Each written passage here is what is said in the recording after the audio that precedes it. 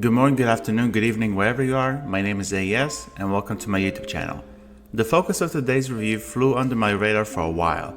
It was only recently when I heard about Knockout City, and thanks to a free trial, I was able to test out the ins and outs of the title. As a multiplayer only game that puts a more flexible twist on the sport known as dodgeball, my primary concern was the game's lasting appeal. Although my worries have been confirmed, they do not necessarily mean that today's star showcase is bad. What are my thoughts on Knockout City? Time to find out. Without further ado, let us review Knockout City, which was released this year and, for the purpose of transparency, was played on the PlayStation 5. Story. No story here, keeping this section short and sweet.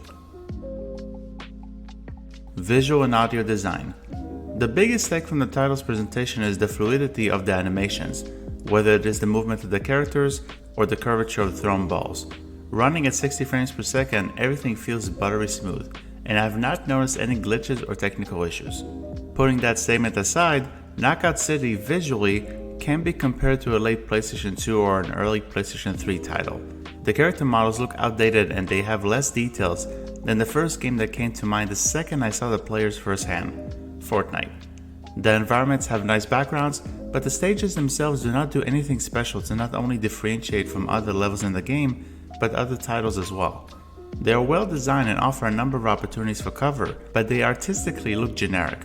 The audio design doesn't fare much better.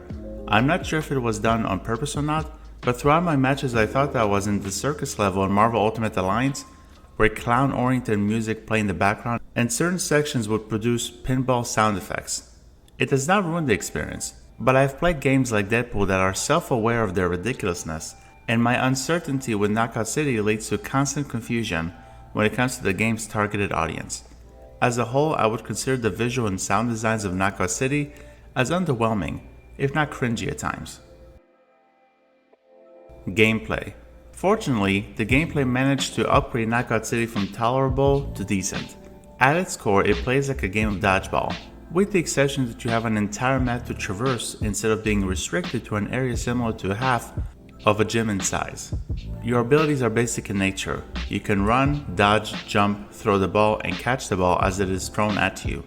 If you play with a bunch of friends, the matches can be incredibly fun. There's a certain degree of entertainment that can also be experienced while playing against random strangers for a few rounds. It is after 5 or 6 games where your opinion on Knockout City will be finalized.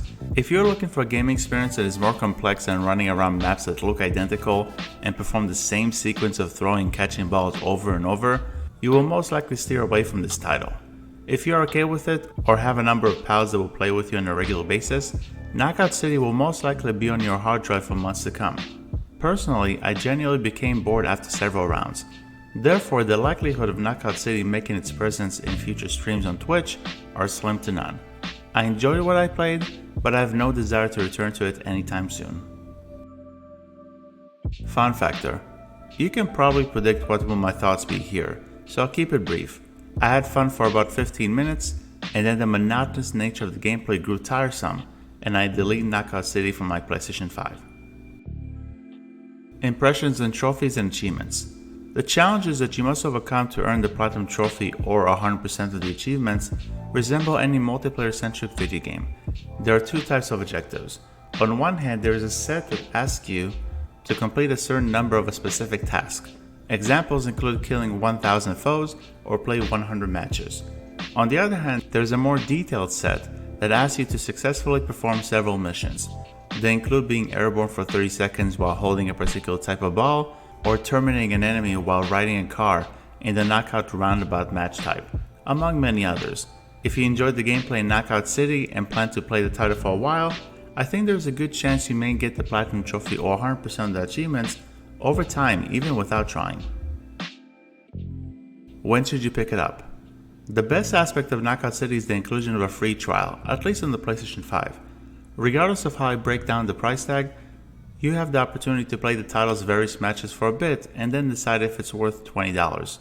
Personally, I think that $20 is a bit of a stretch due to the exclusion of a single player component, as well as the lack of variety in the gameplay, objectives aside of course.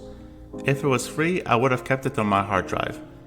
It is not, so I would say it is worth $10 at most. Your opinion may vary, depending on how much you like the dodgeball mechanics.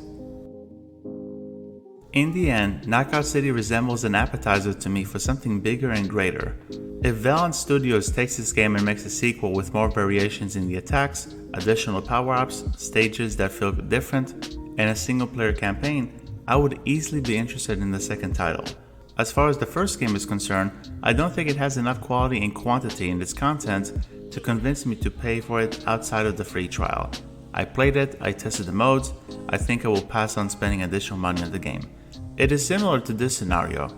I would try a meal for the first time, I say it's good, my friend asks if I want more of it, and I respond by saying, I think I'll pass. I will give Knockout City from 2021 a 7.2 out of 10. Well folks, that's the end of the video. Thank you very much for checking out this review. What are your thoughts on Knockout City? Will you pick it up? Have you played it? Please let me know your thoughts in the comment section below. Till next time, have a great day or evening wherever you are. My name is AES, and I will see you guys in the next video. Bye bye.